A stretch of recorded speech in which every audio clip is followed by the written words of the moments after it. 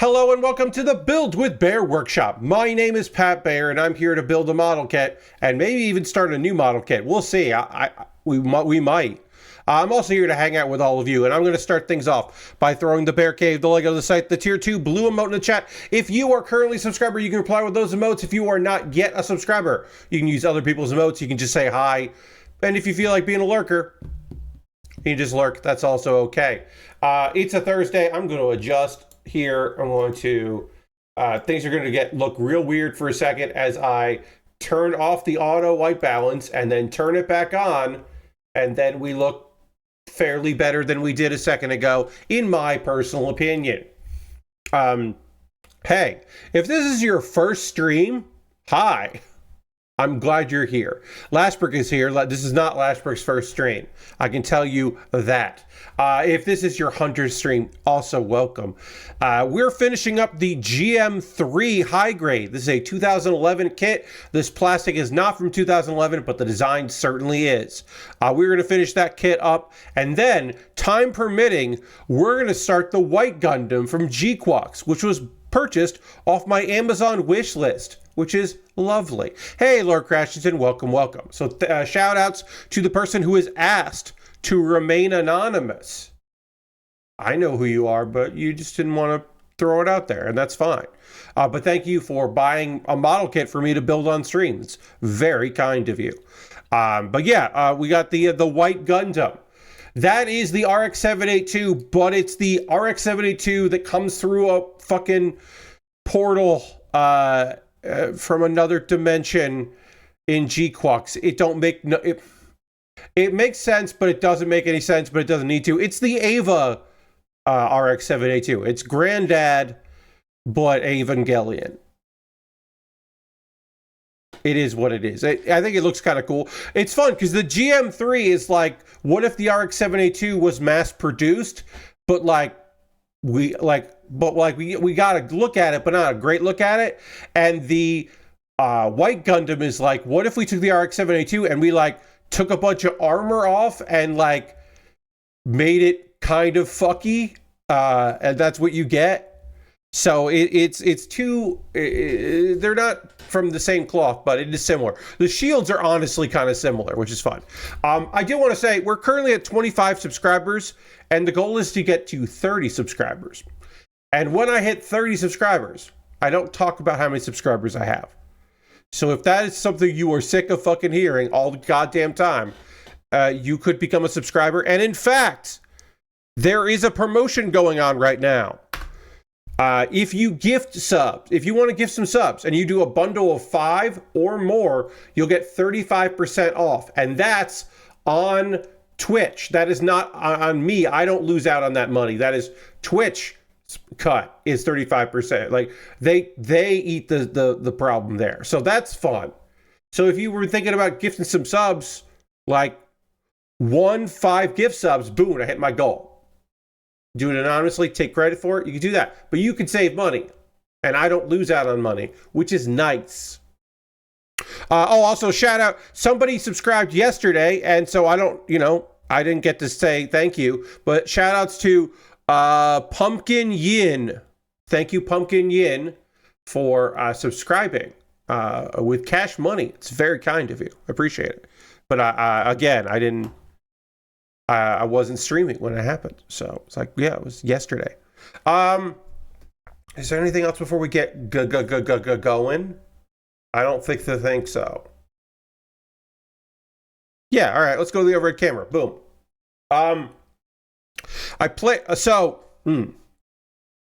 As I start working on the waist of this kit, I will, you can see we got the various parts. I will clue you in on a little bit of stuff that I did since Monday's stream. So, on Saturday and Monday, we had a phenomenon that I've never had before, which is that my overhead camera froze, and that has never happened. Now, the camera itself was working fine. I could see in the viewfinder, when I moved my hands, I could look at the viewfinder, and it was fine. It was something between the camera and OBS. So I was like, that's weird. That's strange. That has not happened before. So I was like, I wonder what's going on. So I made a change, but by making that change, I did have to reset my OBS settings for the overhead camera because those settings aren't camera specific, they are device specific. So I had to go and put those in and change them around. So things are a little different. The saturation's a little different than it was. What you're seeing, in my opinion, is very close to what I see in IRL. So hopefully that does remain true. And the boxes all get checked off on that. How I run this is I have a camcorder. It is fairly old. I mean, it's like 2010s camcorder, a Panasonic. It's very good for what I'm using it for.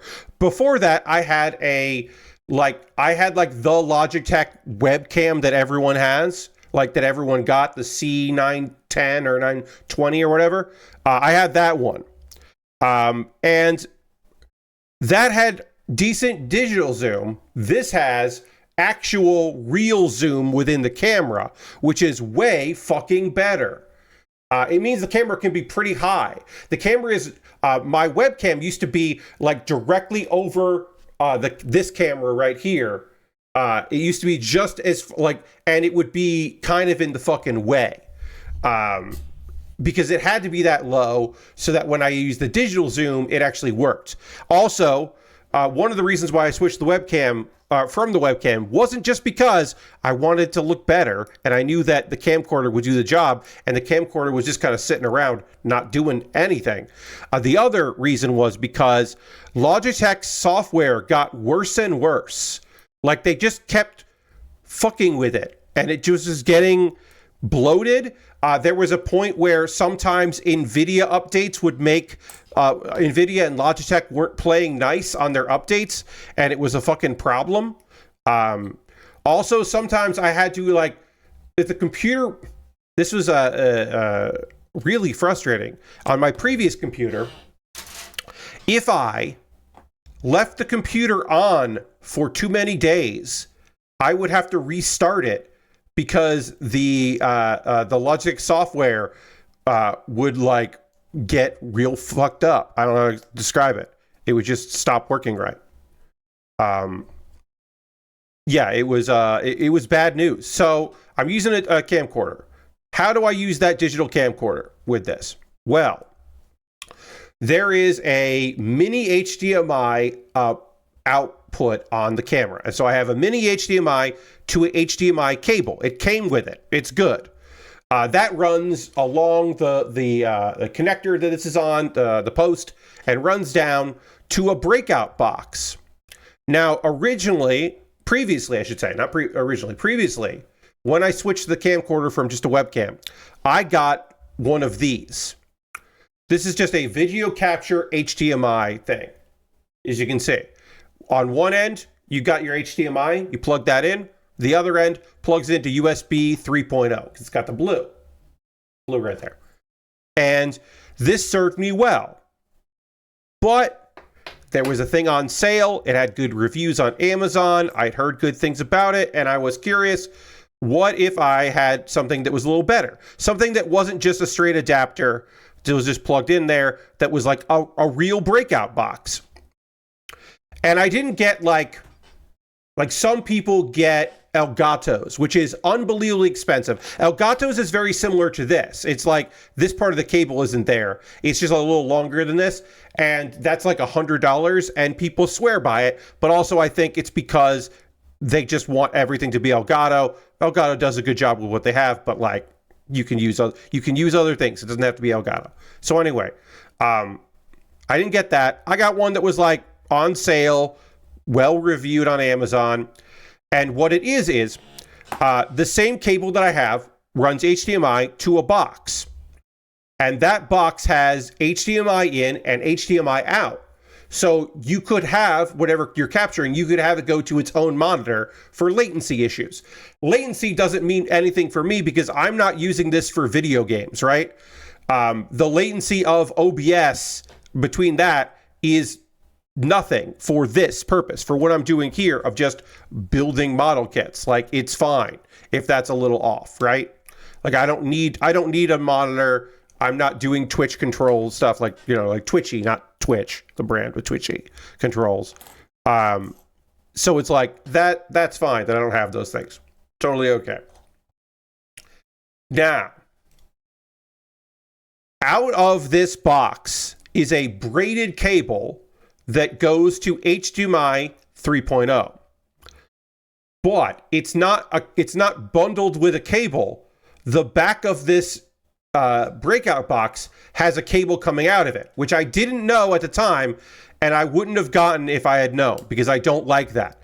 Because if something happens to that cable, then the device is useless, right? If, like, the wire gets pulled and snipped or something, or the port fries on my computer and breaks that, then the thing is useless. It's completely useless, which I don't like. I don't like that that's what's happening here. So previously, up until Monday's stream, the end of Monday's stream, I was using something that I probably shouldn't have done. I said it was USB 3.0, but on the end of this part here, the USB 3.0 on the actual device, not in this one, there's a little wire, plastic that goes here, rubberized plastic goes here, and around it is a thing for an adapter. And that adapter takes USB 3.0 to USB-C. And I was like, oh, that makes sense. That's what USB-C and USB 3.0 are the same thing. I'll just plug it in there. I've never used that USB-C port on this motherboard. That's fine. I'll do that. I don't know if that's the problem that I was running into on Saturday and Monday. I don't know that. So what I ended up doing was I went to behind the computer and pulled off. Let me get the other parts I need here. A9 and A9.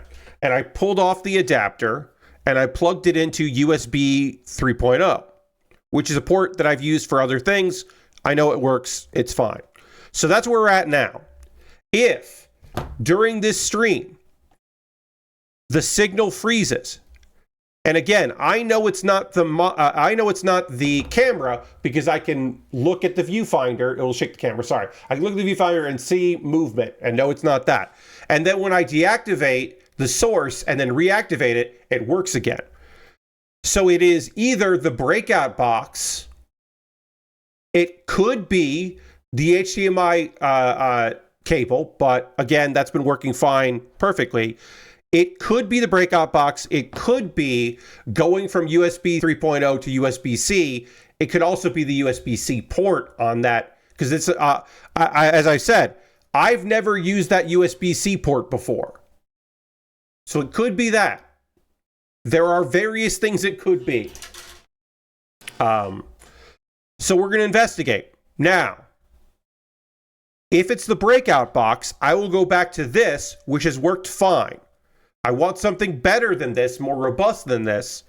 Also, one of the things that's really nice about having a breakout box is the breakout box is on my desk, and this has to plug into the back of the computer. So I can't swap the HDMI cable. I can't unplug it and plug a new HDMI cable in easily like it is here. So if I ever want to have my laptop, or not my laptop as a source, but if I want to have like a source be captured in OBS, now I can just unplug that HDMI, plug in a different HDMI, and do that. That could be my iPad, and I could use my iPad as a source, or my phone as a source if I want to look at a mobile game and do it properly, instead of what I'd probably do, which is fake an Android phone on the desktop and just capture it like that. But whatever, you get what I'm saying.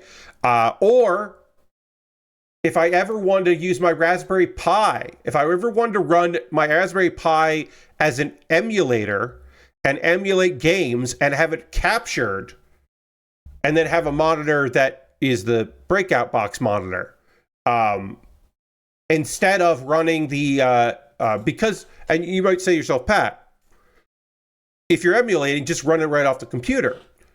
But there are some emulators that don't mix great with OBS directly. They don't mix great with, machines like that. Having a dedicated source would be good. So, like, considering all that, I would like to have a good breakout box. So, if my issue was USB-C, the adapter to USB-C, I don't do anything. No problems, no fuss, no muss. If my overhead camera freezes again, I will go back to using this. And if it freezes again, then it's an issue maybe with the HDMI cable. It might be an issue with the camera, right? I would then have to pull out something else and try that. I don't know. I would have to have a different capture thing and run it and see if that is an issue. My hope is this solved the problem, that it was just going from USB 3 to USB-C was just causing an issue there. And I continue using this because I like this. But if it is the actual capture device, then I'll go back to my backup and I will then look for a better thing that is maybe better reviewed. As far as I can tell, Wirecutter has not done a roundup of them, so I can't use that as a resource, but I will endeavor to find out what people are using as their USB capture devices. I'll start asking in the Tech Pod Discord for Brad and Will made a Tech Pod. So we'll see. We'll figure it out. I hope it's not the camera.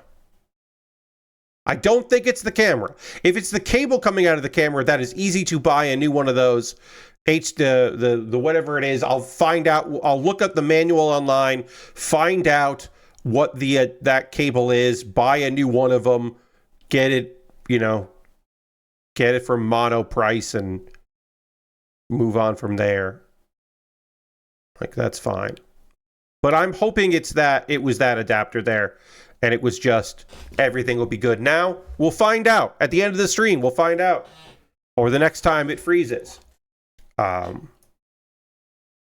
Also, I now constantly look to see if the camera has frozen. Because I'm now paranoid about that. So my apologies if you see me struggling to figure that shit out. All right, I need one more piece here, and then we are body complete on this. Well, except for the side skirts. We got to build side skirts, but we're going to put legs on this thing. This thing's going to have fucking legs. So yeah, that's the thing I'm trying to figure out right now, is make that stuff happen. But it does mean that Lord Crashin wants me to hit the dance button, which I will. I will hit the dance button. Thank you for using your channel points for the dance button. Here is, of course, the dance button. Thank you, Lord Crashin. Is this, okay, symmetrical? This is symmetrical. Oh, I'm going to sneeze. That's bad. Help you loosen up. Yeah, thank you, Lord Crashton. Loosen up. Hey, y'all, I'm 45. And this is not necessarily because I'm 45, but like, I'm not bouncing back from something's up. Sometimes I get out of my chair, which is very comfortable, and one of my legs feels bad. And that's the best. Like, it is a pain, it is a discomfort that starts in my glutes and shoots all the way down to my like hamstring.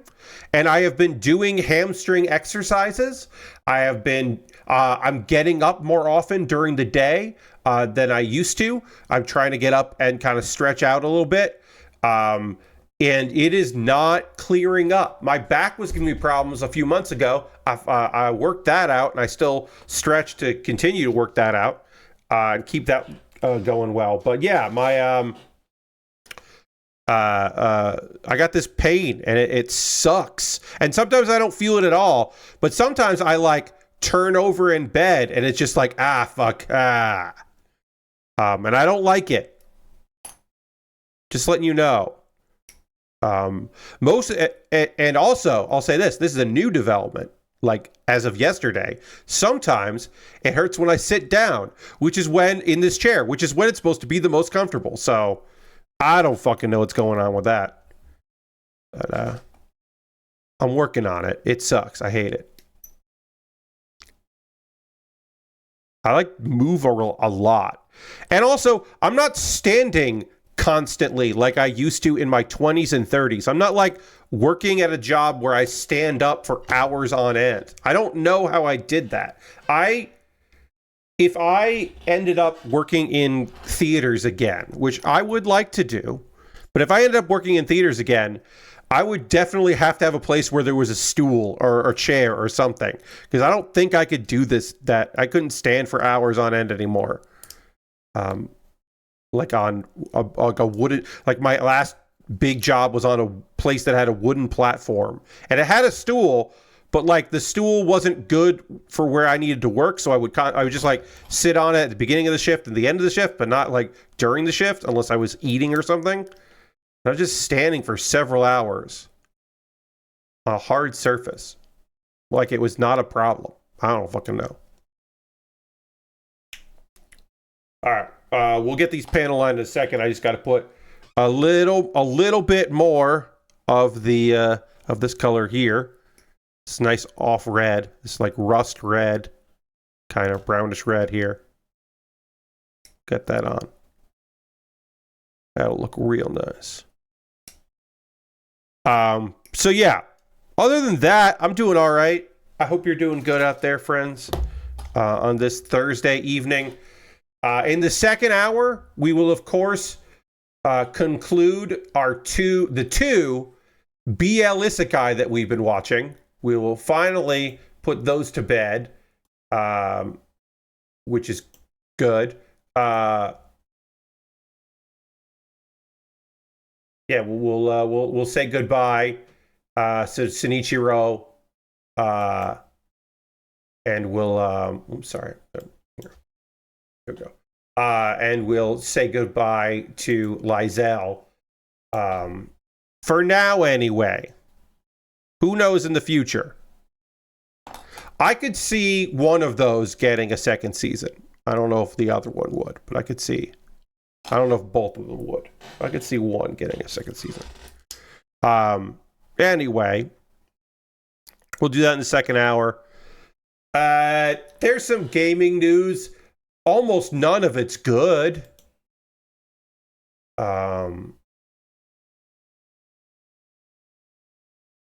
Let's see. This is maybe. Well, okay. No, I thought there was a frozen. I froze instead of. I froze physically. The camera didn't freeze. Great. I'm so paranoid about this. This is something. Behavior Interactive. The Dead by Daylight people, they announced that they have acquired the studio that made 7 Days to Die, which you may have heard about, and they will continue to be lead developer on 7 Days to Die, and their Behavior is going to give them additional support, which is interesting. Here's the thing I didn't know, and this is the reason why I bring this up. Well, one, we should say that Behavior, just 2 years ago, shut down a studio they owned and laid off over 100 people. So, like, we didn't fucking forget Behavior. But the other thing is,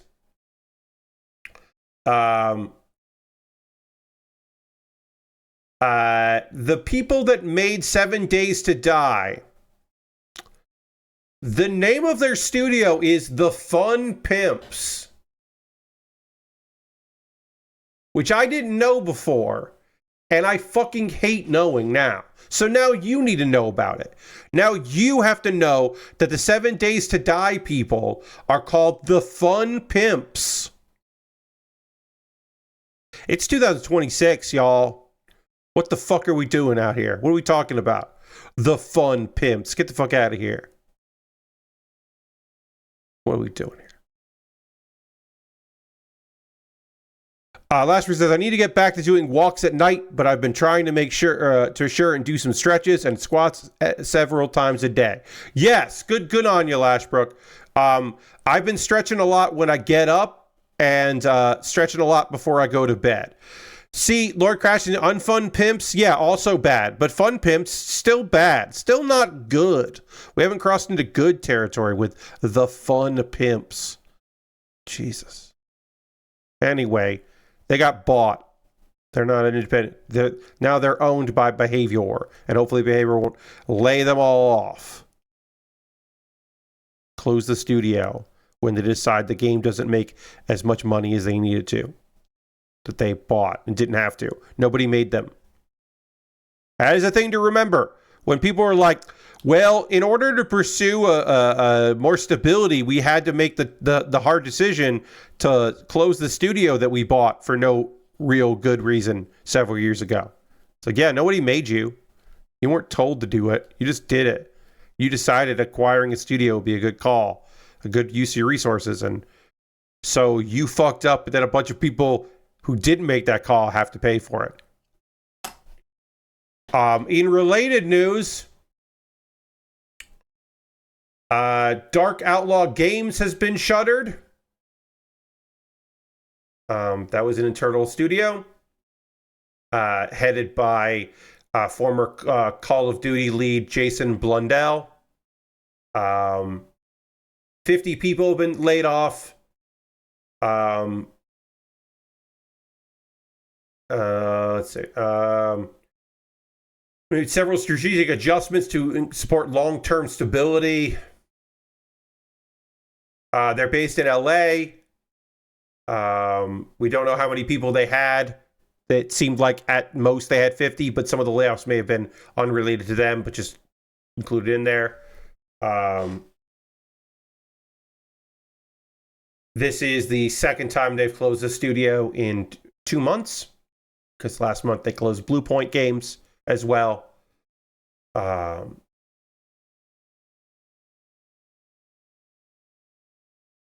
related news, Fortnite developer Epic Games is cutting over 1,000 jobs. So if you listen to that, which is weird to do, apparently Fortnite in a year went from making them billions to costing them money. Because they're saying this is that 1,000 people, that 1/5 of their staff, can make up for a downturn in Fortnite. Seems insane. I don't know how you increase Fortnite with 1,000 less people. I don't know how that works. I don't think it does work that way. But according to them, there's downturn in Fortnite. And then also unique issues to Epic, which I think is code for we did a bunch of expensive lawsuits and we're not going to benefit from that ever.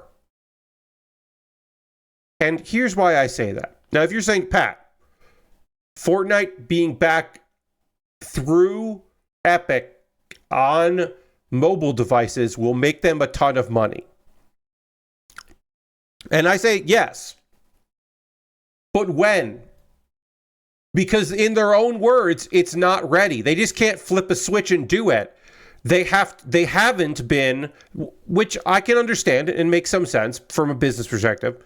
They haven't been all this time keeping Fortnite Mobile up to date and ready to go as soon as they could do that.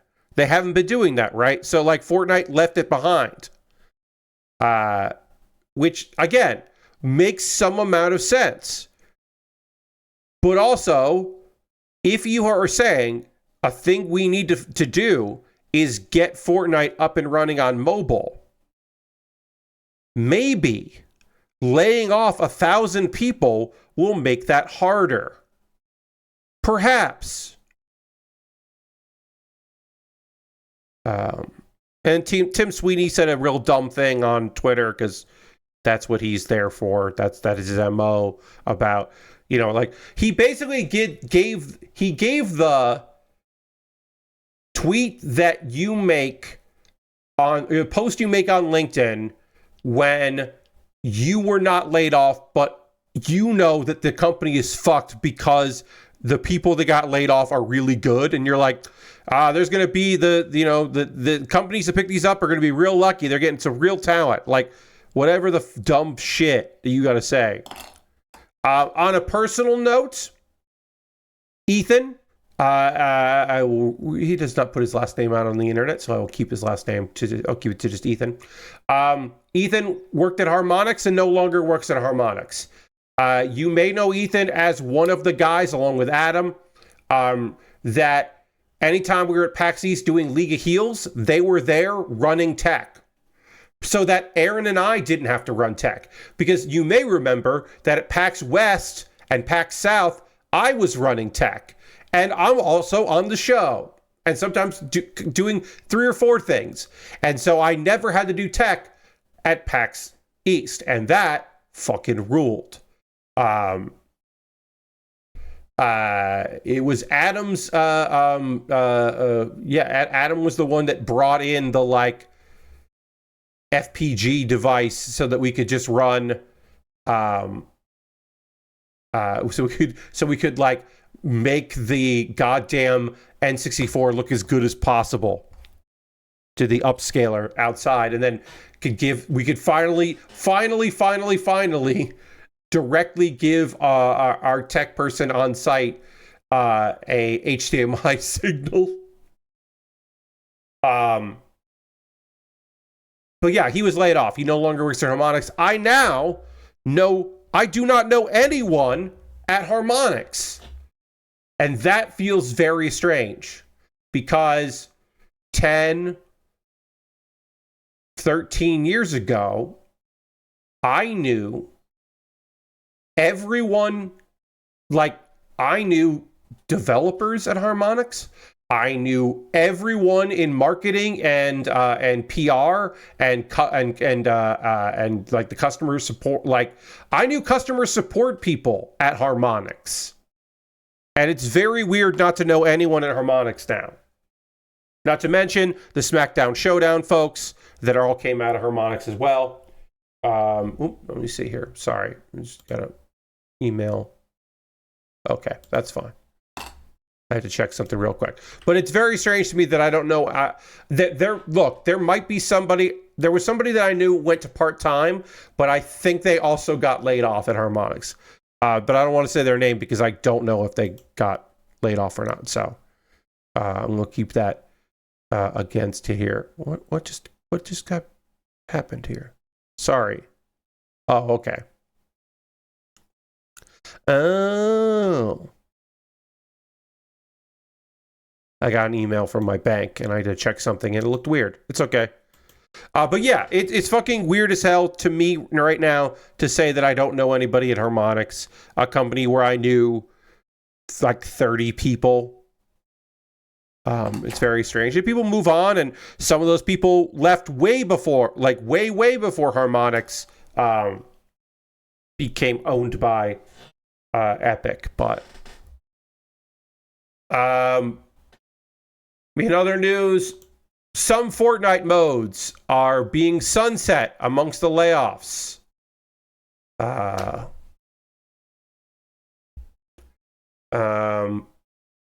So Fortnite is on a downturn, right? There are less people playing and there's less money coming in. And they know that increasing the price of V-Bucks doesn't cover that. So what they decided the best course of action to do is lay off people and then sunset bonus modes. Now, obviously, they know the numbers. They know what bonus modes get played and what bonus modes don't get played. Like, I'm not here to pretend like I know that, like, oh, that's silly. But it does, to me, feel somewhat foolish to be like, well, we're having issues. Let's just shut down a bunch of modes. Let's have there be less Fortnite for people to play. And again, like I said, I don't know which of these is successful and which of these isn't. I can't comment on that because I don't know the answers to that. But it does feel a little weird. Um, let's see. The modes affected are Rocket Racing, which is the Rocket League mode, Ballistic, and Festival Battle Stage. Ballistic, a competitive 5-on-5 tactical mode in first person, will be removed on April 16th. So that tells you that either they scrubbed everyone on that team that was supporting that mode, or it was the least popular. Festival Battle Stage, which is the PvP rhythm game mode, which is Dirty's here. Thank you so much, Dirty. 79 months. That's so many months. Thank you for resubbing. I appreciate you very much. Let's throw... Whoops. That's the dance button. That's the wrong button. There we go. Thank you very much, Dirty.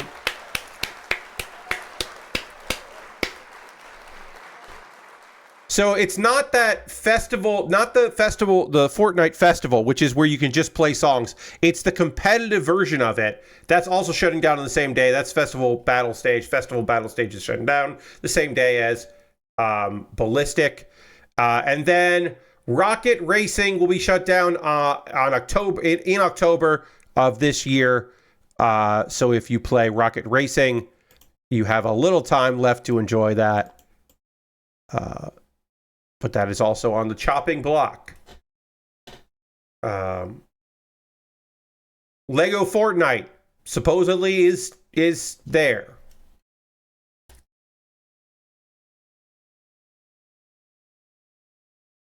You also may remember that Psionic, the makers of Rocket League, are owned by Epic. They got purchased in 2019, and then Harmonix got purchased in 2021. So they're in those, like, it ain't great.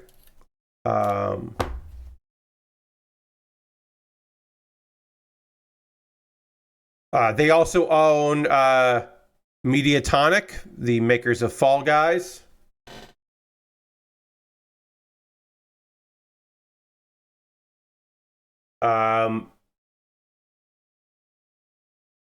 And then also on June 1st, Horizon Chase and Horizon Chase Turbo will no longer be available. But Horizon Chase 2 will still be available.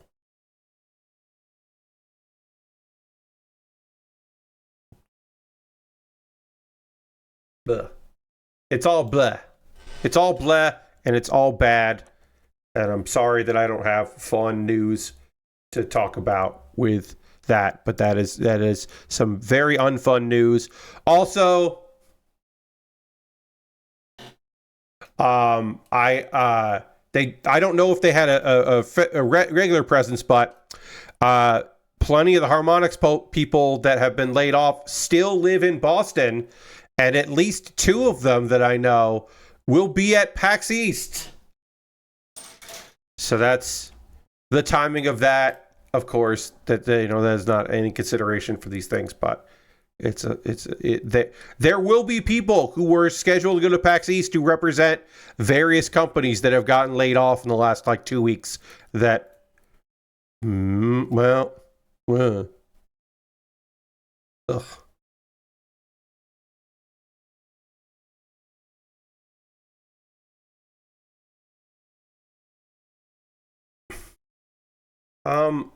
I don't know how to talk about this Capcom story, the Street Fighter 6 story.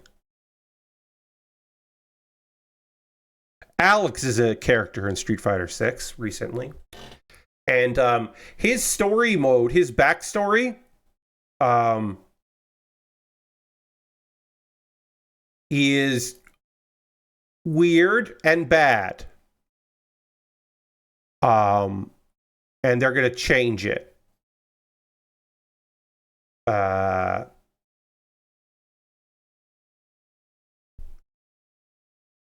So they are going to be revising some of the in-game text that may have been misleading. They will not completely change the characters' backstories, however.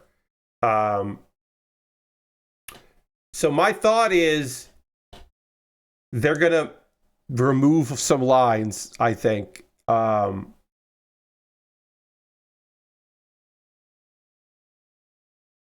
I don't know. We will always know what's in his heart no matter what they change. So, like, you could say, okay, the facts of this are that Alex, like, all of the facts are bad. Alex and Patricia, they were raised as stepbrother and stepsister. So they were raised as brother and sister, not related by blood, like step. The idea that they grew up together and then chose to be together and are expecting a child, that's not fucking great. And feels like a thing you didn't have to do. So you go, okay, add in the layer, because there are 2 more layers to add in. Hey, guess what? They're second cousins. That happens sometimes, that there is, because of various circumstances, people get raised as brother and sister that aren't actually brother and sister, or siblings, because of various circumstances.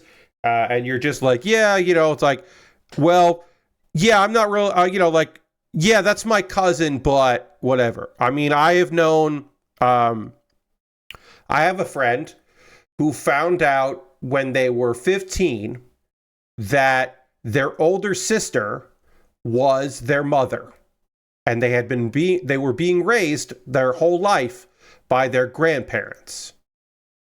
But their grandparents to them were their parents, and their mother was like their much older sister was in fact their mother.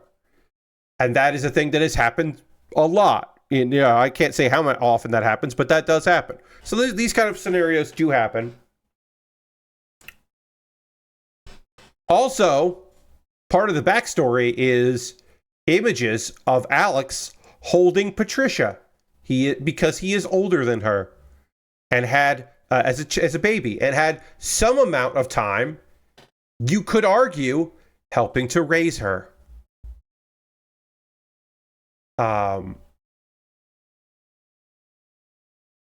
So I don't know, I don't know what Capcom means by what Takayuki Nakayama, the director of the game, means by misleading. I'm going to read the post he made. We apologize for any confusion that recent topics regarding Alex's story may have caused. So, that to me doesn't say. That's important, and I think that's gotten missed a little bit. Recent topics regarding Alex's story may have caused. What they're trying to say is that they've been misrepresented. I guess maybe he's trying to say that people are making a big fuss about a thing that's not a big fuss, and can y'all chill? Maybe you could all chill. Maybe that's what he's saying. I'm not sure. While we have not changed the character's backstory, this is characters multiple, after internal review by the development team, we plan to revise certain text passages that may have been misleading in the near future. Additionally, we have published a supplemental episode of Buckler's Bootcamp to provide further insight into the characters' emotions and backstories. And that is 2 people talking about how those characters really love each other, which is not addressing anything. Now, I should mention, the text could be making it clear they're not cousins. They're not second cousins. I don't know. Maybe they weren't raised as stepbrother and sister. They were just raised in the same house, and they knew that they were distant, really related, but through marriage, so no blood. I don't know what they're going to change about this to make it quote unquote better. The only thing I can think of is that doesn't remove the part where there's photos in the backstory of him holding her as an infant, and now they're fucking. I don't know. The funny thing is that these were characters that barely had any backstory before FS6, so they fumbled it pretty good. It's one of those things where you're dog, why there's all you have to do is they're the children of characters that are vaguely in the games, and they grew up together as best friends. They're friends to lovers. They're childhood sweethearts.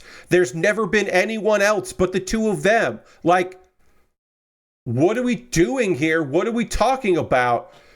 Why did they have to live together? Why are they distantly related and they live together? Why is this fucking a plot line, a subplot line of Sword Art Online? What are we fucking doing here? In Sword Art Online, it is revealed that Kirito, the main character, his sister, who he has fought with and fought for and protected and saved numerous times, isn't actually his sister, but a distant cousin that was raised in the house like his sister, but they're not actually blood related. So it's okay that she falls in love with him, that she does not act upon. They didn't have to do this. Like Lord Craxton said, they fumbled. This is a forced error. Like, if you... What are we... Fucking what?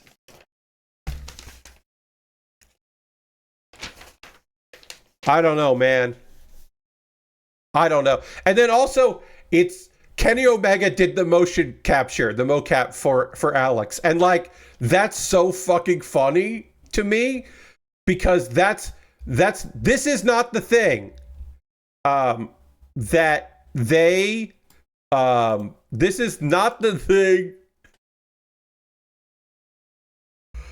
that they wanted people to be talking about with Alex. We gotta look at this fucking photo from the backstory. Because I don't know how you fix this shit. Like, I don't know how text fixes this image. It's in the reply to his statement where someone was just like, yeah, sure, revise the text, but I think going from holding her as a baby to putting one in her is a bit dodgy, mate, says someone replying, because of this. As you can see in this montage, there he is holding her as a child, and then they are growing up together, and then they are married. It's my responsibility to protect Patricia. And when he said protect Patricia, did he mean marry her? Yeah.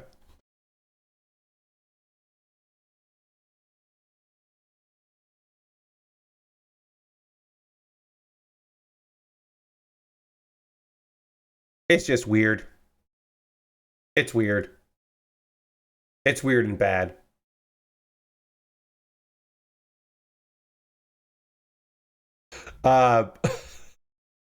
Sorry, I'm now looking at the replies. And some people are like, you don't have to apologize. People are just looking for reasons to be mad, which is not what's happening, but okay. But then there is somebody who says Alex is going to unfuck his cousin in the next update.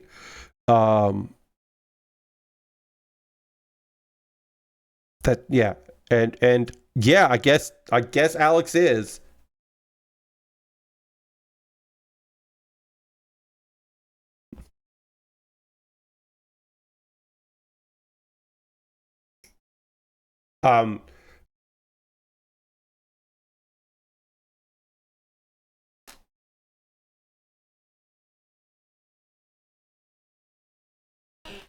Yeah.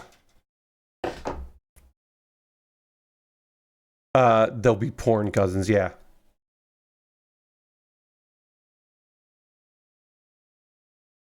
Apparently on the Street Fighter official website, they don't have credits for who wrote the scenario. It just says scenario team, which is not unusual for Capcom, but is in this context very funny because it's just like nobody is taking responsibility for being like, oh, I pitched that they were cousins this whole time. Because look, I don't pretend to know the lore, but I'm pretty sure that they have been considered brother and sister like in storyline, and then they made them second cousins so it'd be okay for them to get married. And it's just like, who really wanted them? Like, what happened? Why did what's going on? Again, unforced error is the best way to look at this.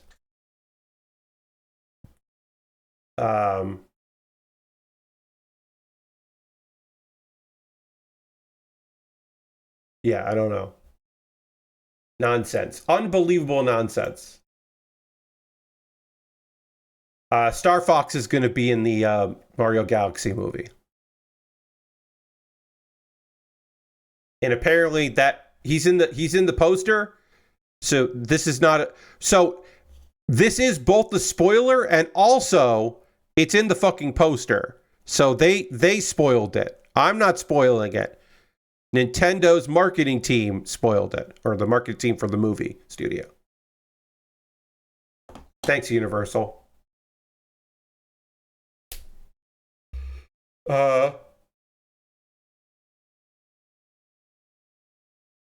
Apparently that it looked kind of like Fox was in a thing. And there's also a teaser in March that probably had Pikmin in it.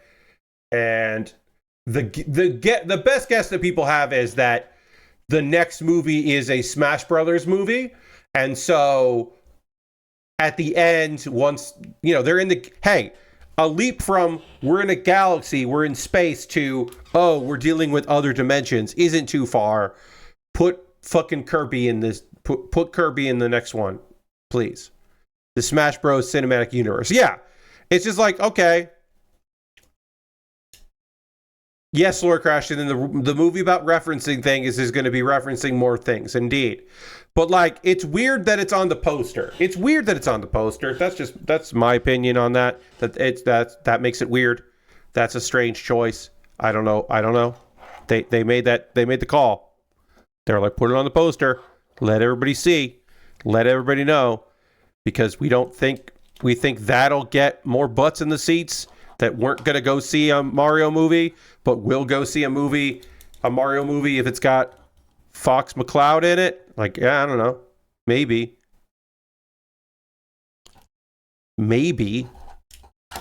that's a good call. Maybe they made the right fucking choice. They know what's up. I put this on upside down. I don't know. All right, we got to build a different hand so the gun can be held, which is fine, because this hand likes to fall out of this GM3. So we'll be able to, in the second hour, we'll be able to start the new model kit, which is cool, because this is the last thing that I have to build, which is the hand to hold the gun. And then we are done with this kit. Put this there. I'm just tossing stuff I don't need off of my work area here so that I can then set up the Gquuuuuux White Gundam,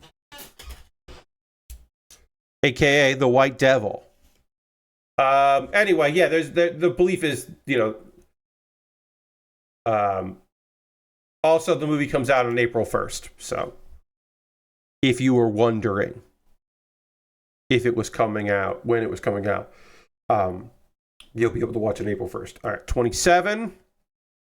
C27. C20 and C21.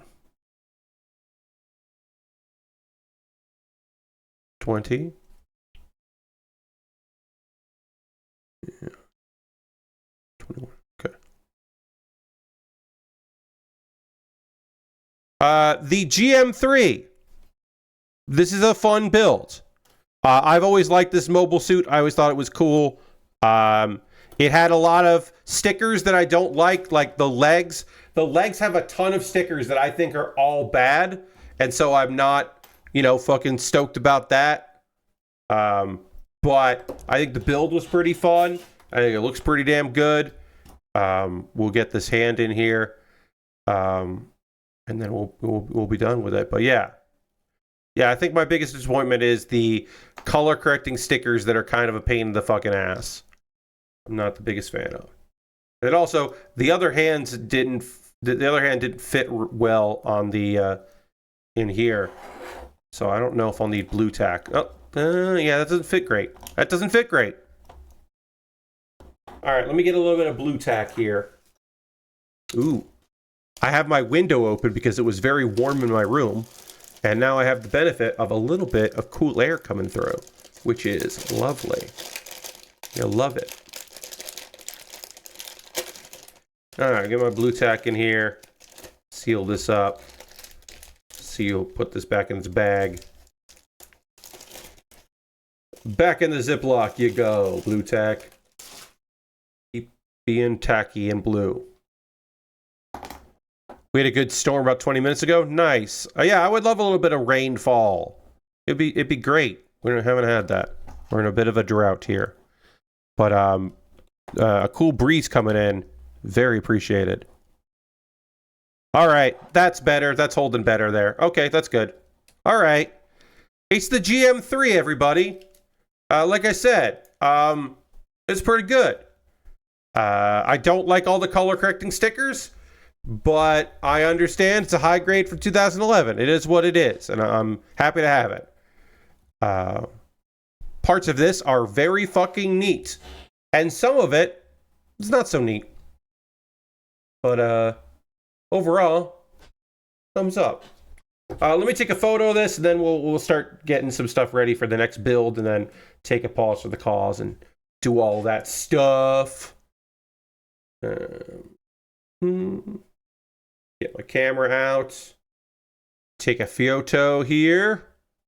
Move the arm a little bit like that so I can get everything in. Yeah. Did it.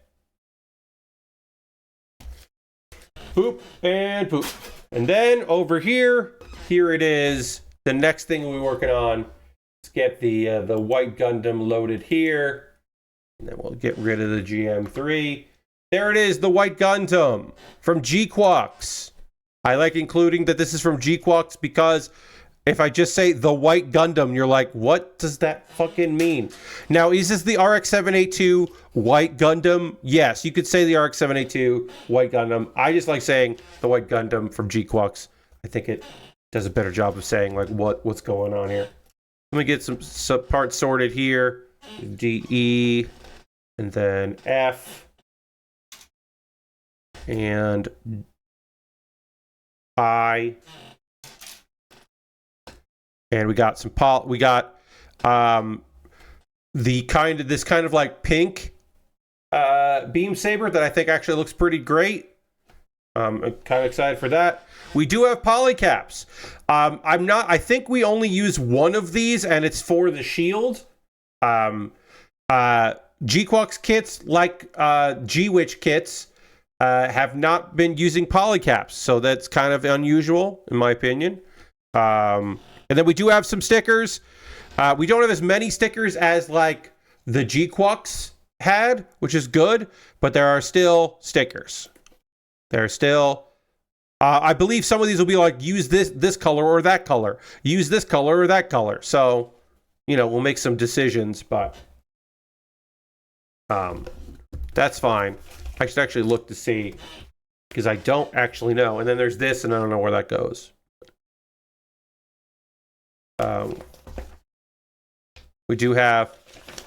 We're starting with the head. Always interesting when we start with the head. Does it say? Okay, yeah. So we're only using 2 of these polycaps, and I imagine they are, like, I don't know where these okay, there they are. So they're not for the shield. I thought they might be for the shield. These polycaps are to attach the parts of the chest, which is unusual. I'm actually surprised about that because, like I said, kind of did away with fucking polycaps. It seemed like, but I guess not. All right, so yeah, those are the color pages.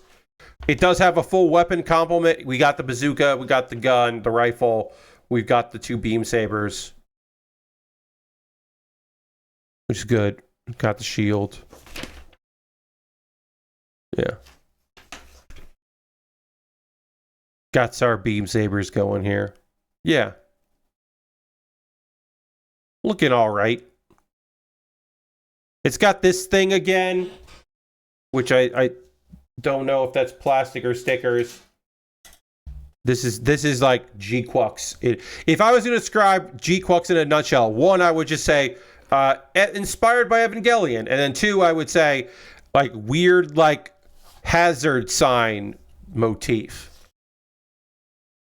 Everything's got more angles and more hazard sign stuff. A general vibe about this particular kit. Anyway, we'll get into the actual building of the Gquuuuux when we come back from the pause for the cause.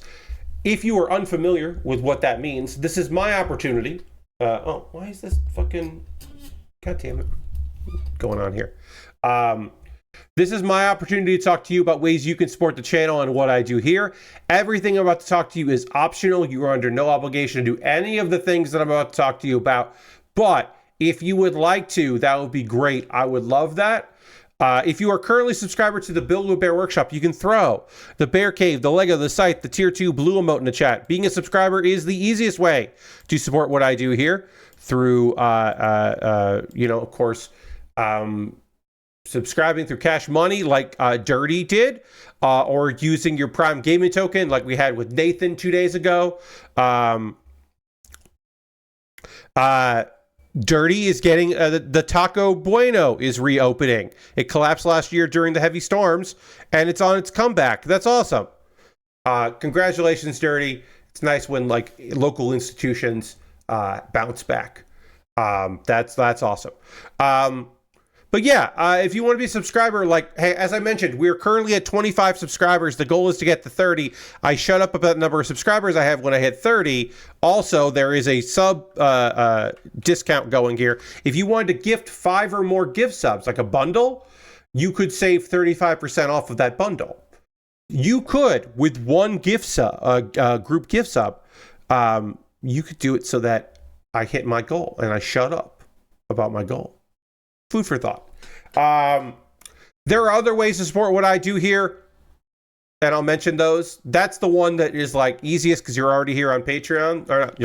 You're already here on Twitch. You could be over on Patreon at patreon.com/PatBear. Over on Patreon, of course, there's a $1, $3, and $5 tier. $1, $3, $5, and $10 tier. There are 4 tiers. There are different rewards for the different tiers. Consider joining me on Patreon. I just put a call out on my Patreon today asking for Q&A questions. I am endeavoring to answer some Qs this weekend.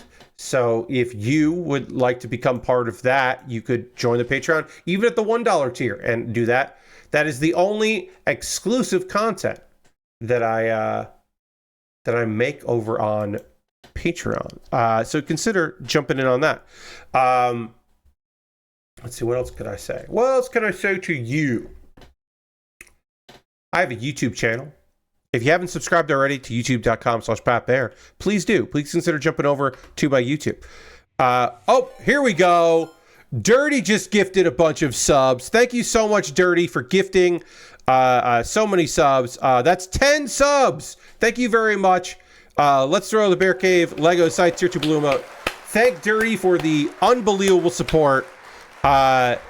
Enjoy the gifted subs.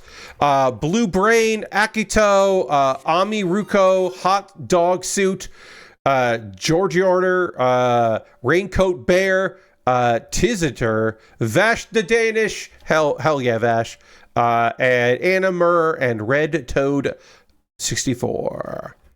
Enjoy. Yeah, enjoy not seeing pre-roll ads and getting cool emotes. And, you know, if something gets weird and I do have to take an ad break, which I try not to do, you're good there. Thank you very much. That's very much appreciated. I can now turn these notifications off. And we just got raided?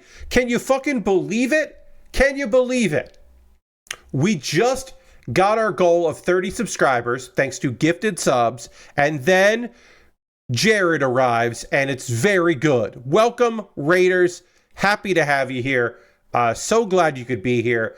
I'm Pat Bear. I was doing a little like, hey, if you want to support me, here's how to do it thing. We're going to go back to model kit building, and we're going to start with a brand new model but the White Gundam from Gquuuuux.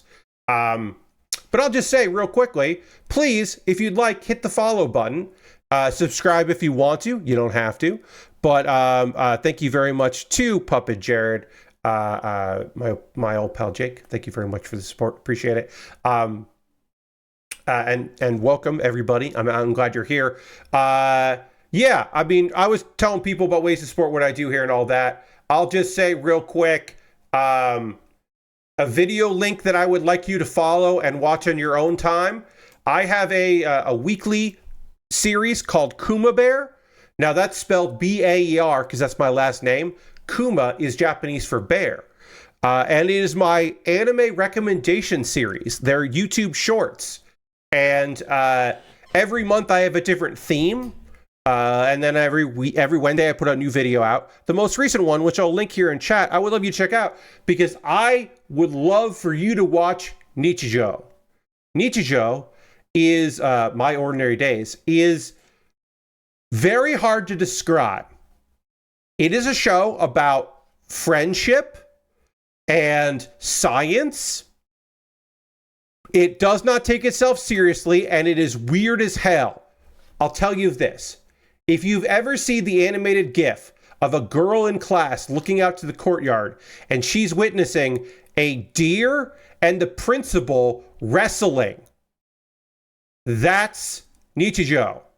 If you've ever seen this like young looking girl with like was wearing a lab coat that's too long, and then there is a girl that looks like a girl but she's a robot and she's got like a wind up in the back, that's Nichijou.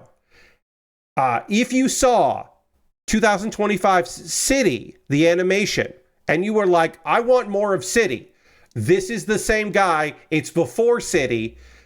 And since Nichijou came out, people were like, when are they going to make City an anime? And then they fucking did. Nichijou, it's on Crunchyroll. It's weird as shit and great. And it is technically a girls doing things show because the main characters are girls and they are doing things. They're doing things. Because there's no rule that says girls doing things subgenre has to be like cute, fun things. It can be weird. Girls can be weird. God damn it, I love it so fucking much. Please go check out Nichijou. Watch my 1-minute video talking about it, and then perhaps you'll go watch that anime if I can impart anything to you. But yeah, give me a follow if you haven't already. Let's go to the overhead camera. The overhead camera has not frozen. We've been running into an issue here where sometimes my overhead camera freezes, and that's obviously bad. It's not the camera. It's somewhere between the camera. It's probably the capture card. It's probably the capture card. I'm going to drink a little water. Small victories. Yes, Lord Crashington.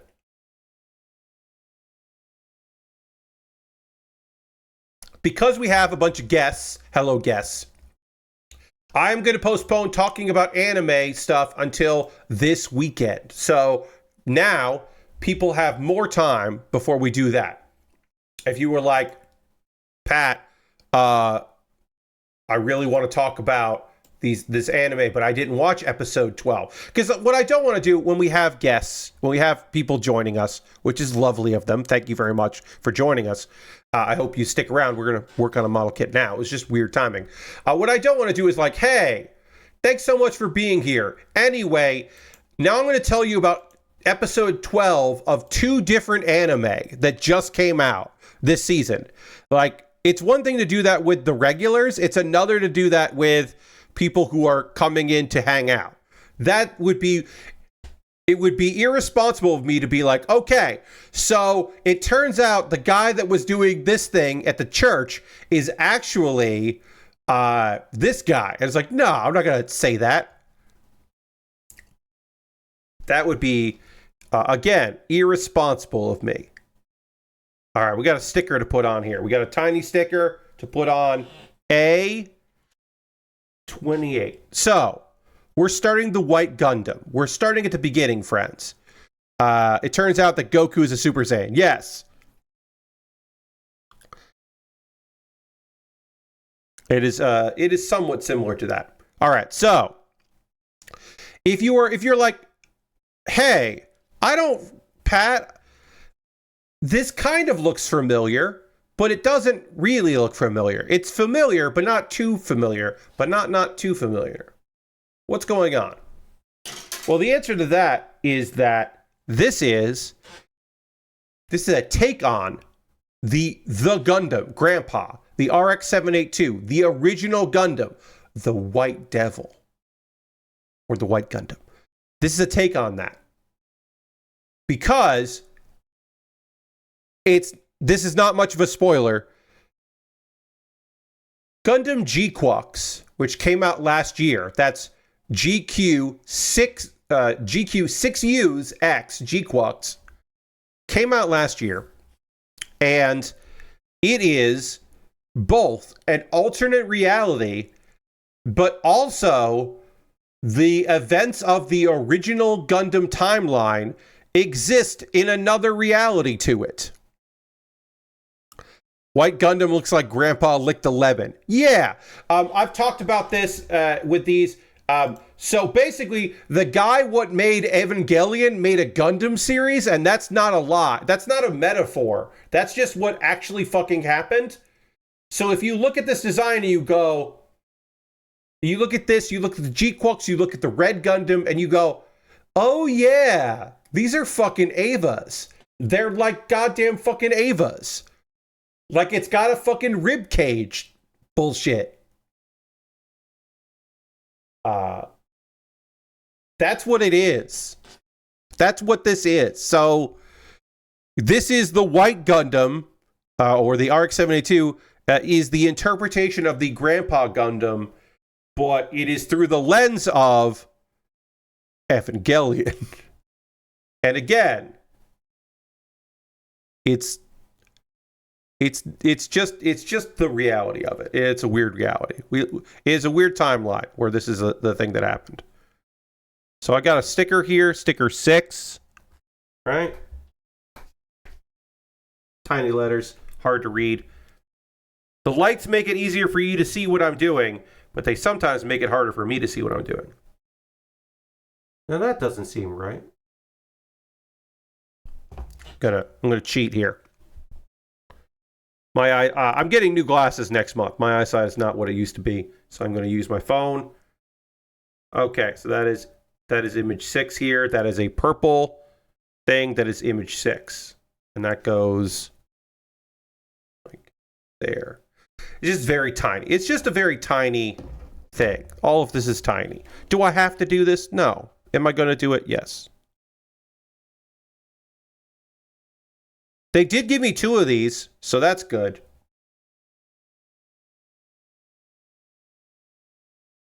Oh, and that's because I have to do it. Yeah, okay. Yeah. So we'll put this on here. The other side like this. Very, very delicate, tiny work that we'll be doing here. On Tuesday, I recorded on stream my next episode of my ongoing video series about anime. Called that is a show called Pat Baer's Anime Club. That turned out pretty good. I think that episode was solid. It'll be available to people next Monday. And we talked about the season that was wrapping up the spring season, and the winter season. We looked ahead to the spring season, getting all hyped about that. And if anybody in chat would like to tell me if they had any shows that they particularly loved this anime season, it could be, and if it was something that you watched this season but is actually from last season or from last year, because you're just getting around to watching the things that people were hyped about last year. Like, I'm also okay with that. Like, obviously, Frieren was really fucking good. Since I recorded Pat Baer's Anime Club, I have now watched the last episode of Oshinoko season 3, and it ends in a way that I was like, am I gonna keep fucking watching this goddamn anime? And I don't have a good answer for you. I don't know if I'm gonna keep watching Oshinoko. I think Oshinoko has a lot good going for it, but I'm like, man, am I gonna keep doing this? I don't have a good answer for you. I don't know. I thought episode 10 of the Invisible Man and his soon-to-be wife, Invisible Detective and his soon-to-be wife, was really cute and very good. I still recommend that show. I think that show has a lot of upside to it, and it's really fun. It's a fun take on the office romance.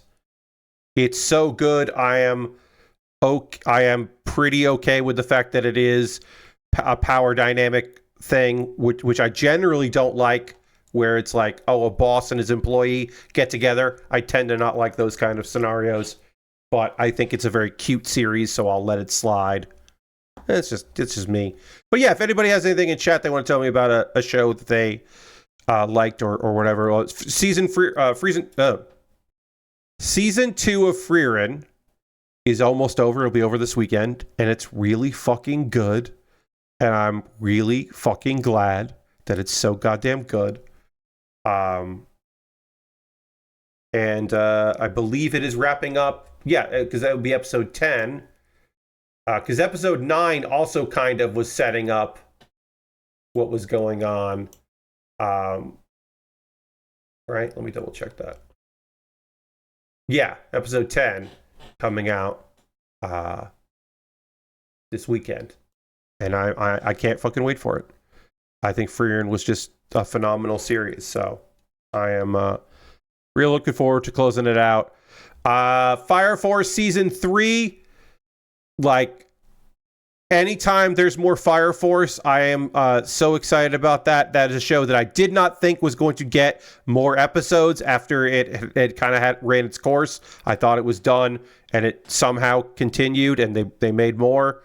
And I think the animation I think that show as a shonen is underrated, because I think that the animation is unbelievable in that series. The fight choreography is stellar, and I think it just came out when people were a little shonen fatigued of the because the main character in Fire Force is part of that generation of actual good boy main characters. Your not Full Metal Alchemist. That is the previous generation.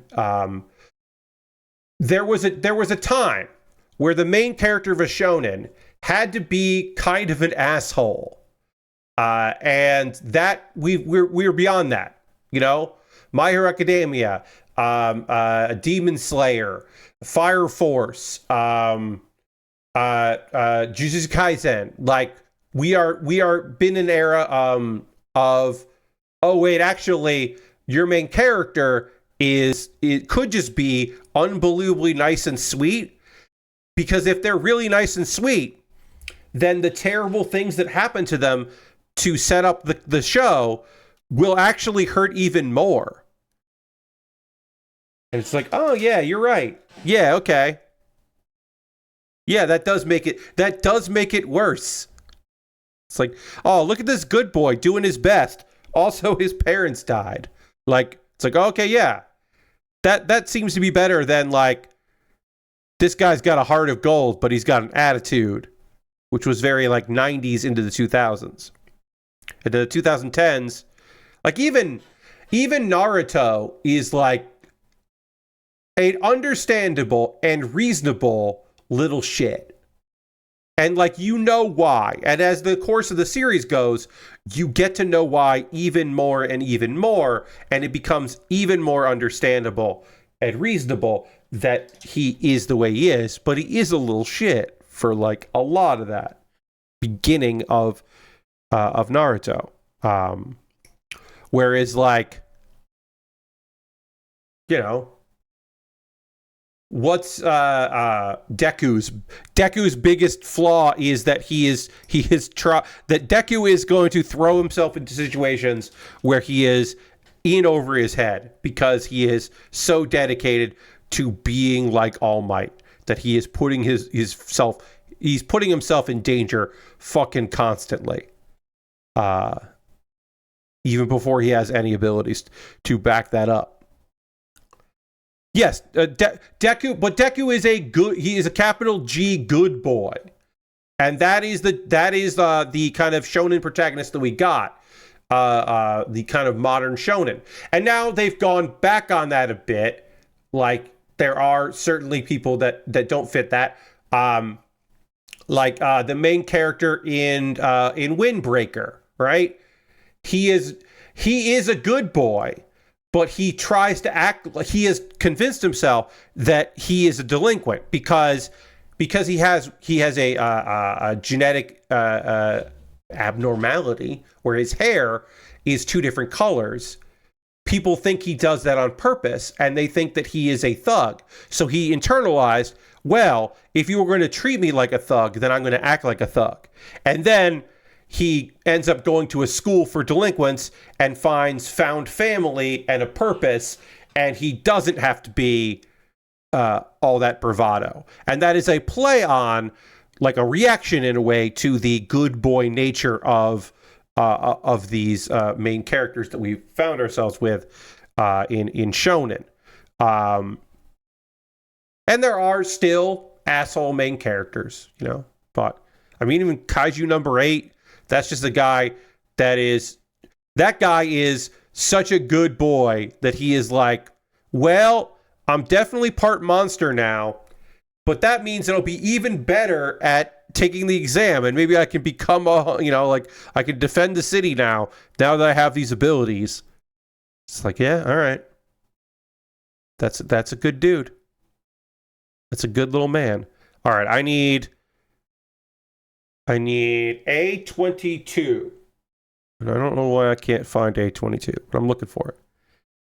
Not there. There's 11, 12, 13, 14, 20. And then these are 23, 23. There it is. It's blue. I didn't recognize it because it was blue.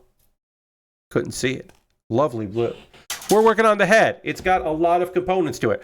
Now, there are eye stickers to put on here. Now, it does say to do the eye stickers first, and I could do that. But what I'm going to do is not do that.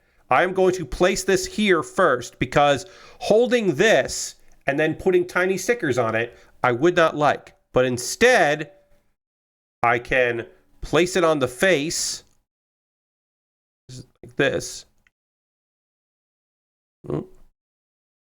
Okay. And then I could put the regular face on top of it and then put the stickers on. And I think I'm going to do that.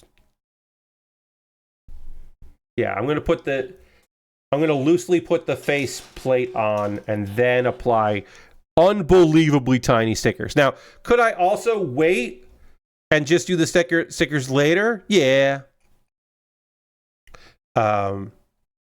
Oh, while I have some friends here that don't normally hang out with us, while I'm recommending anime, and I am recommending anime, of course, this is a good opportunity for me to recommend to you, the viewer.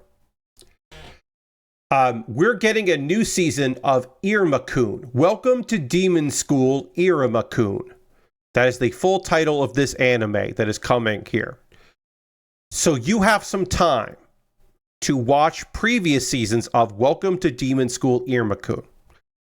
This is an isekai. Hold on. Some people don't like it, and I understand. Our main character, speaking of good boys, Iruma was just fucking trying his best, just trying to help people and be a good kid and do his best. And then his parents, who have always taken advantage of him, sell him to a demon. And this demon just wants to be a grandpa. That's it. He has two friends, and they each have a grandchild, and they always meet and talk about their grandchildren. And this guy, who is, by all accounts, the strongest demon in the land, has been fucking jealous and mad and really annoyed that his friends keep talking about the grandson. And he's just like, I don't have one of those. I can't talk about one of those. And so he decides that the solution is to buy a child to be his grandson. And this is a comedy, by the way, and it's a fucking really good one. So our boy through circumstance, and trying very hard, has to blend in. He goes to school, because you got to go to school. He has to blend in at school and pretend to be a demon. And he doesn't have any powers or abilities at first. He does get some things, inherits some things, has some abilities. But his actual ability is that he's a survivor. His body has been conditioned and trained. Like, he used to make money for his folks. He used to work on like a boat, like a seafaring boat, like catching fish and stuff. Like, he's had jobs that were incredibly dangerous, and he always survived because he has survival instincts. And that serves him very well throughout the series. And then, of course, another thing is that he's a very good boy. He is a good boy, and he's trying very hard, and he's unbelievably sincere, and he wins people over. He consistently wins people over who are just like, this guy fucking kicks ass. He's such a good dude. It's great. A lot of it is really fucking great. You should check it out. There is some romance in it. There is a supporting character in the show named Clara, who is a top tier character. She is a chaos demon kind of a character, but very sweet and very fun and very likable. She's great. There are people that know that he is human, and for various reasons share the secret and like knowing what's going on. It's very cute. There is romance in it. There is action in it. There is a wild and wonderful supporting cast. That keeps growing and gets better every season. Part of season 2 is like not my favorite, but it still has unbelievable moments in it. And also, I should say, one of the best parts of it, one of the reasons why I am telling you, now you are folks here that are joining us. Some of you are here because you hear a lot. Other you came in because of Puppet Jared. Comedy shows, comedy anime, don't often get multiple seasons. They don't often get like 2 cores. Like, every season of Irmakun is like 21 to 24 episodes long instead of 12 or 13. That's like unbelievably crazy weird that is happening. It is remarkable that they have had so many episodes and so many seasons, and that it's continuing. It is not a thing. It is very rare that comedies get this kind of continued support. So I often, when a new season is coming out, I encourage people to go and track down previous seasons and see if it's a show that's right for them and something they would like to get into. I need F24 and F25. They're up here. That's annoying. But I encourage you to give it a shot. Watch the first season, see if it's something if it hits you. A lot of good characters, a lot of good times in that show. The supporting cast is really funny, and and it's just a good time. And like I said, please support comedy, because man, it's rare. It's so fucking rare to see a comedy exist like that, and then also get picked up and distributed and pushed some. Just wild. All right, so I'm going to take my Gundam marker here, and I'm going to be hitting this with a gray marker in panel lining. I use the quick and dirty method. That just means that I am not particularly I'm not using a magnifying glass and really getting the lines. I'm putting ink on this, and then I will clean it up with an eraser tip and clean up the lines. I am doing this before I put on the V-fin, because it is just going to be easier to hit all this, and then I will panel on the V-fin as well. But yeah, I'm just putting some marker on here, hitting this with the gray marker. I could use black if I really wanted to be that kind of like manga comic book contrast, but this kit does not need contrast like that. There's so much fucking going on with this kit that I don't need to do anything special to it. I gave this Gundam red eyes instead of blue. I had the option of blue eyes or red. I went with red. No particular reason. I just thought that the red would pop better. It's, you know, I think the red does pop better on this than the blue would have. And also, I've loved the continued idea that that the RX-782 instills fear, consistently instills fear in its enemies because it is so overpowered and because the pilot is consistently just wiping the floor with everybody and killing everybody. That they call it the White Devil. So, red eyes for a devil. That sounds right to me. All right, let's get the let's finish the head here by getting our V-fin out, and we'll give this a little panel lining. No gold on the head here at all, which I understand stylistically why they did this to kind of set it apart, but to me, if this is the RX-782, then the V-fin should be gold, should be yellow, but whatever. I didn't make the kit. I don't got a stake in this. Just trimming safety here. They don't want these to be sharp, but I do. So there are little nubbins that are on here, and I'm just snipping the nubbin away. Just clean it up.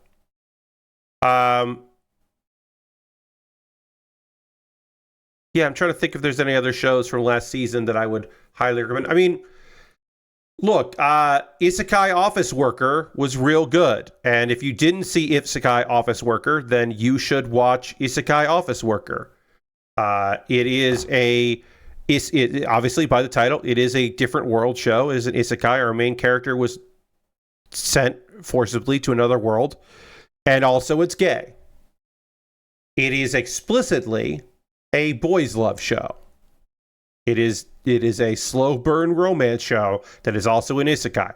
It is one of 3 boys love isekai. There are 3 BL isekai that all came out this season, which is fucking crazy, but true. That we got 3 this season, and 2 of them are good. I was arguing with a friend of mine that a Gentle Noble's Vacation Recommendation isn't actually BL, it's just teasing, and I'm like, man, it's not explicit, sure, but that's definitely a fucking boys love show. Like, come on. That is a show designed for in the truest sense of the world. It is not a gay show.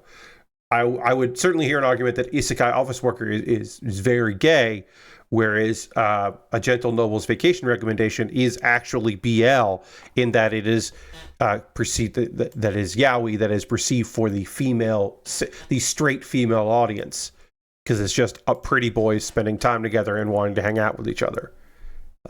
Whereas Isekai Office Worker is like explicitly about a character falling in love with another character who are then they are the same gender. If you can fucking believe it. There was some good romance this season. I'll pop up Annie chart here for myself to look at it. Check that out and see if there's shows that I want to recommend here. If you just didn't watch any anime this season, there is some good stuff out there.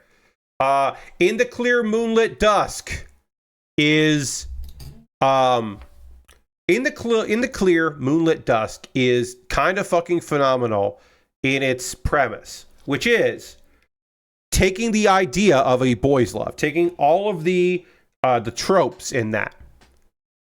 But what if one of the 2 characters was a straight girl who just has who just has like everyone in her school, every girl in her school has a crush on her because she is kind of androgynous, kind of masculine. She is like a prince. She is that kind of like, girls have crushes on her because it's easy. It's like safer to have a crush on her than have a crush on a boy. That kind of girl. And what happens if she meets another of those princely guys who is actually a guy and they have a slow burn romance? But it's, like I said, it's all of the trappings of BL and like a high school boys love.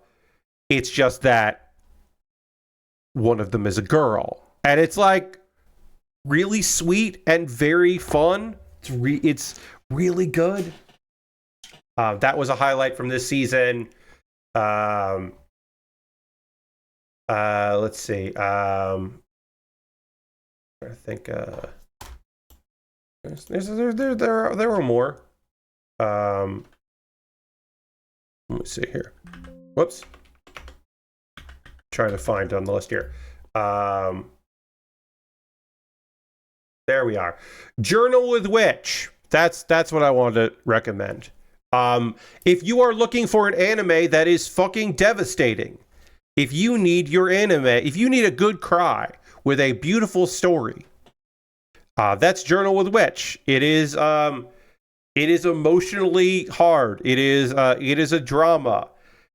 Characters are often trying their best, and it's just hard. It's just hard to survive and to live. It is someone unequipped to be a parental figure, now taking care of someone who is dealing with their own personal tragedy. And it is it's fucking heavy and really well done. It's a lot, but I do recommend it. Okay, so how does this piece fit? Piece fits like this. No, this. There we go. Yeah, I think that one is like without question. It's one of the best shows this season, and it's like I said, it's a heavy one. It's rough, but I think it's well worth it. I mean, like, I don't need to tell you, probably statistically, I don't need to tell you that Jujutsu Kaisen Season 3, The Culling Game Part 1, was really fucking good. It was, like, really well produced, unbelievably animated. This last fucking episode was just goddamn crazy. Like, it was just crazy as hell, like unreal, like wild. You don't need me to tell you that statistically, but anyway, you should try Jujutsu Kaisen Season 3, The Culling Game Part 1, or go back to early. If you haven't been watching Jujutsu Kaisen, go and check out Jujutsu Kaisen because it's really fucking good. On Saturday, we will talk about these two shows, and then on Monday, I'll talk about Frieren and Easygoing Territory Defense. So I'm just going to push them back so that I can talk about the anime I want to talk about. And then let me see when new stuff is coming. I don't know what's going on here. I want to see when new stuff is coming. So spring, I'm going to list by start date. Rooster Fighter is already airing. I'm not interested in Rooster Fighter. Not that. Okay, I will be watching in 5.5 days the opening for Reborn is a Vending Machine Season 3 because I think Reborn is a Vending Machine is very fun and stupid, and I really like it. That is, of course, the anime about a guy who died, who was a big fan of vending machines, and he died in a vending machine accident. And then he woke up in a fantasy world as a vending machine. And this show is funny and sweet and cool. And so far, Season 1 and Season 2 both have one episode that is just, for no fucking good reason, emotionally devastating. And just like unfairly, like heartstrings, like, what are we doing here? Why did you do this to me? This is a show about a character named Boxo that is a vending machine. How fucking dare you? And they've done it twice so far. So I expect there will be something in season 3 that will also make you go, Jesus fucking Christ. That's the first show of the new season that I'll be checking out. Won't be covering that. Probably, because it's season 3. I did cover season 2, but I don't think I'm going to cover season 3. Probably just that. I will be watching The Beginning After the End, season 2. I really like The Beginning After the End. That is a manhwa that I enjoy. I like the first season. So I am excited about that. I don't want to watch Dr. Stone anymore.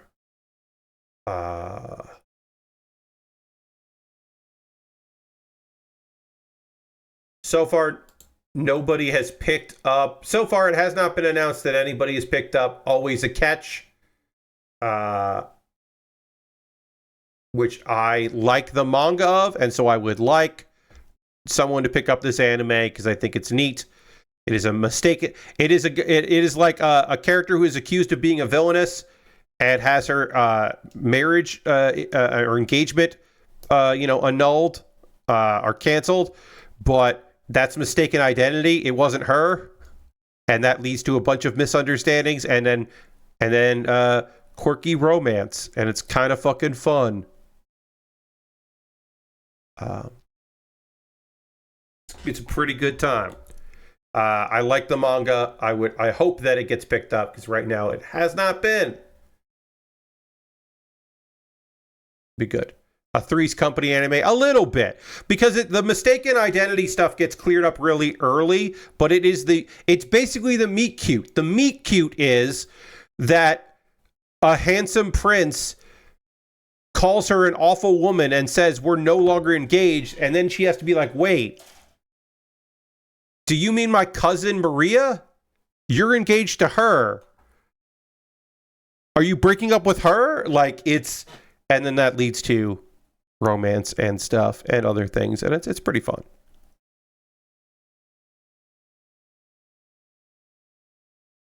It's a good bit of business.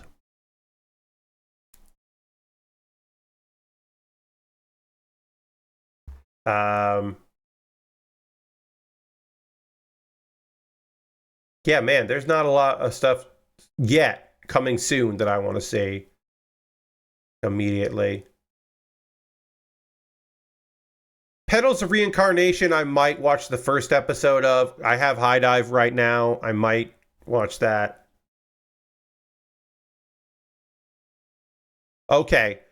So the first show, a week and 11 hours from now. So it'll be a week from this Friday. I will be endeavoring to watch the first episode of season 4 of That Time I Got Reincarnated as a Slime, which is a show that I really like. I just really like it, folks. Can't lie to you about that. Really like it. It is always been a show that works for me. It is goofy and silly at times, but it is also serious and with cool action. I just think it is a fun blend of the two, and I think that this season we are going to get to the point where we are past the manga. We will finally go past the manga because the manga has stopped and started and taken some time off. So I think that it will probably get caught up, which is interesting. Our only polycaps of this build we're putting on right now. That's looking good.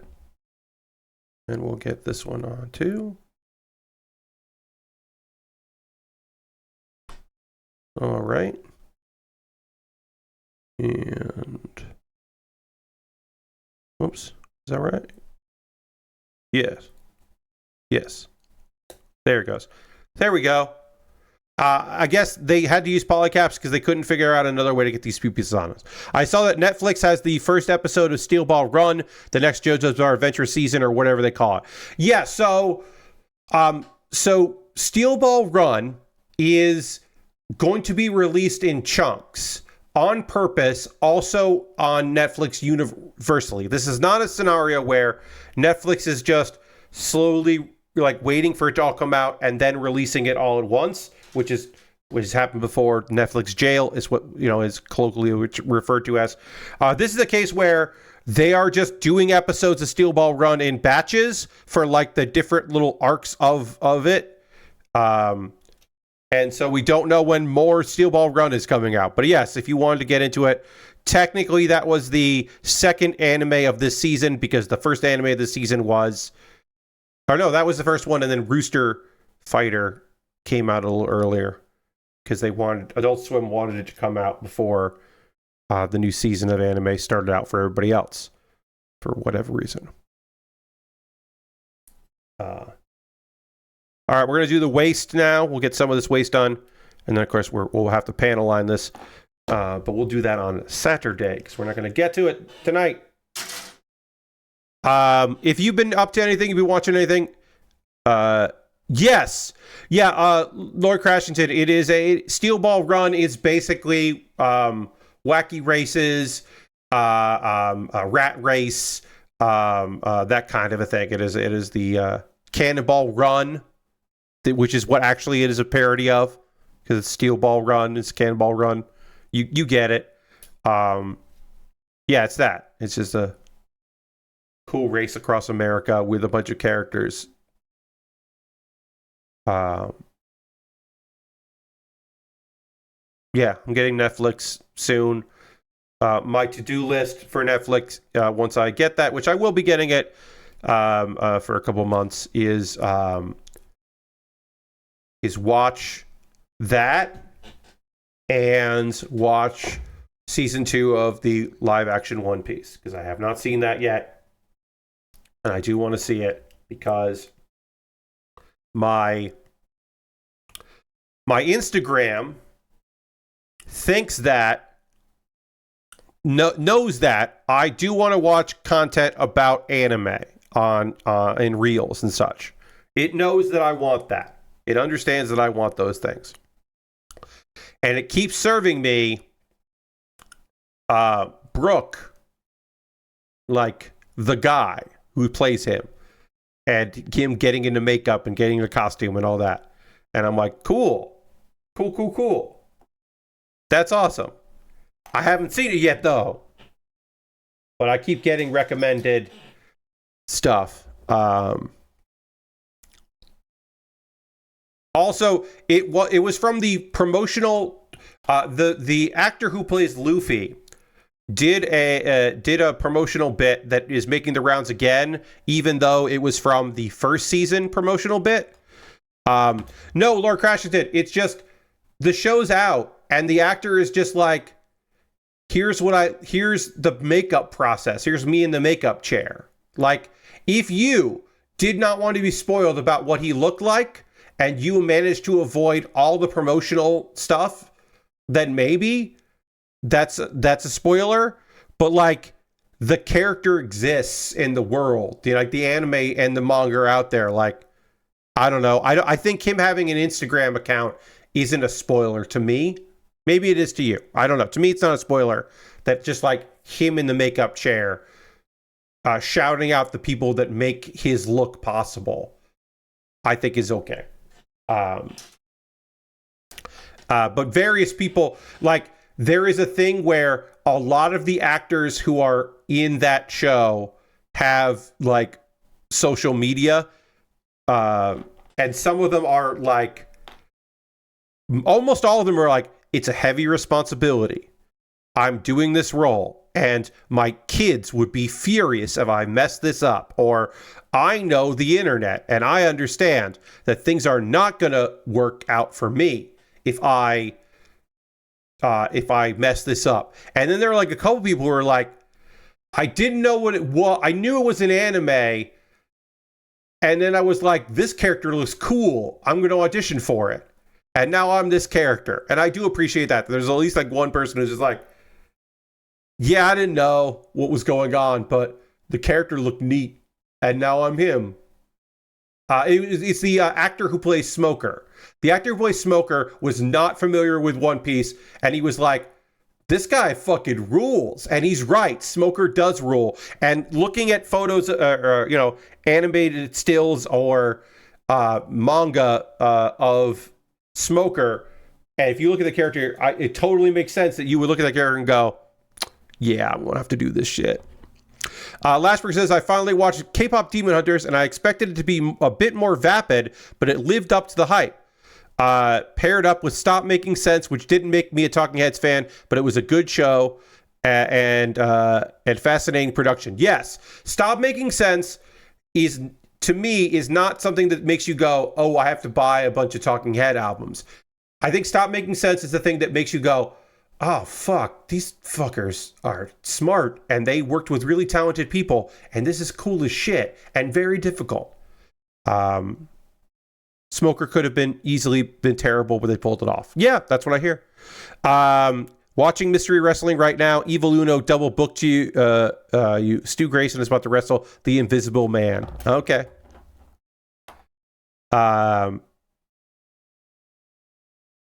And as far as K-pop Demon Hunters, yeah, I mean, like, look, if you're watching K-pop Demon Hunters now, it's totally reasonable to have it be built up, because the thing is, they're just setting out to make it's just some Canadian Koreans setting out to make a movie they never saw themselves in when they were growing up, right? Like, it has big thoughts. It has big energy. It is trying to do a lot of things, right? But it is also just like a silly movie. It's called K-pop Demon Hunters. It's like, what if K-pop stars also were protecting the world? It's like it's a fun premise, and it fucking means something to people. But it's still fun. It's still a fun, silly thing. So, but I'm glad you enjoyed it. All right, we got a bunch of stuff done here with our White Gundam. We're going to move on to the arms on the next build, but we will panel line this on Saturday. I am happy to say that tonight we did not have the camera freeze, which is great. We love that. We're thrilled by that. Camera did not freeze. That's great. So hopefully it won't again, and hopefully that solved the issue that I was at, the technical problem. But I will panel line the chest here, especially the gold or the yellow gold. Get that looking good. Letting the red look good. There's plenty of places for ink to make a difference on this kit, and we will see. But that's going to do it for tonight. I want to thank everybody for joining me. We got a huge raid, right? And so we need to also raid. We need to share the love and go and see some people out there and share the good times with them. So I hope you will come along on this raid as we go hang out with some other people. Who are we going to raid tonight? I don't know. I'm going to find out right now. Let's see. Who is on streaming? I bet they're finishing up. We got a few people. We could, because I don't know. I don't know how much longer the wrestling is going. Let's raid a smaller streamer, someone great, doing good work out there. We're gonna raid my buddy P2. P2 is online playing the game Routine. And apparently this is a game that the chat can interact with, and I don't know what that means. But we'll go hang out and see what's going on with the friend P2. I encourage you to please consider going on this raid, coming along. If you're still here from the Puppet Jared raid, thank you very much. Hit the follow button if you haven't already. My next stream will be on Saturday at 9 p.m. Eastern, where I'll continue to work on this model kit, and I'm going to talk a bunch of goddamn mess about some anime. Thank you all so much for being here. I hope to see you on the next one, and we will close out the raid here. Close out with the raid. Goodbye, everybody. Goodbye, goodbye, goodbye, goodbye, goodbye.